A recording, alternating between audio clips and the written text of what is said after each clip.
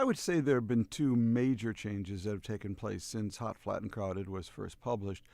The first is that there has been and continues to be an incredible explosion from the bottom up of energy, innovation, and entrepreneurship by individuals, small companies, and big companies. Everywhere I go now, every city I go to Sarasota and they tell me about their huge urban solar farm they're about to build. I go to Ball State University in Indiana, they tell me about the giant baseload geothermal project they're about to install on their campus.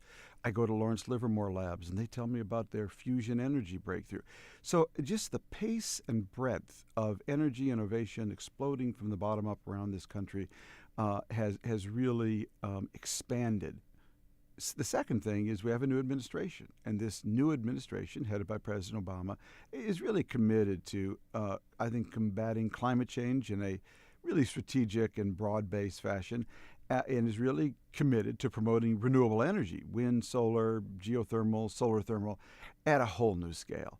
And so the combination of what is exploding from below, which is dramatically new, and what is now exploding from above, which is dramatically new, really inspired me to want to update the book.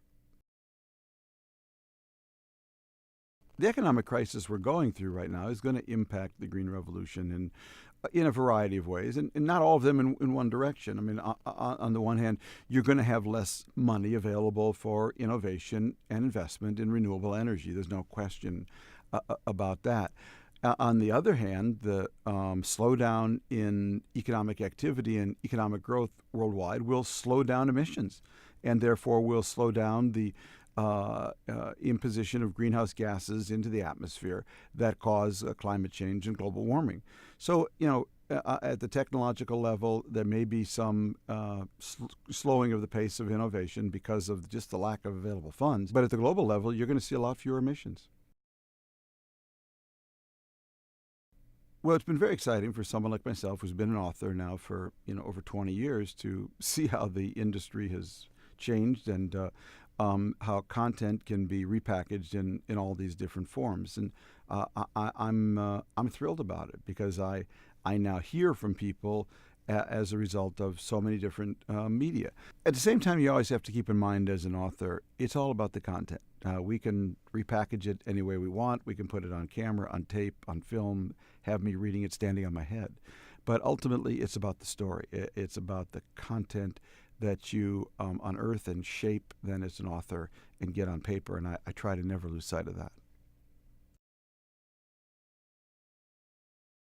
I'm by nature an optimistic person. We're in a bad patch right now, no question, as a country and in some ways as a planet. But I've always been struck that human beings are not suicidal collectively. They're going to come together and do what they have to do to survive, and they're also infinitely innovative. And so ultimately, I'm an optimist. But we're going through a bumpy patch right now in America and in the world, and we have to recognize that and I think come together to dig ourselves out of this patch in some very new ways.